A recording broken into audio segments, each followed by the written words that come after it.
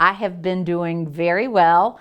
I think because I knew what to expect from the first surgery, I knew how hard to work to get going. I did have home therapy where the physical therapist came to my house for 4 weeks.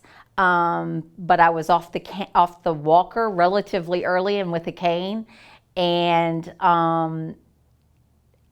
I was working on going up and down the stairs outside and with the walker, and the physical therapist like, let me see what you're doing. And she's like, oh, you really do. You're doing it very safe. I'm like, yeah, I know what to do and I know what to expect.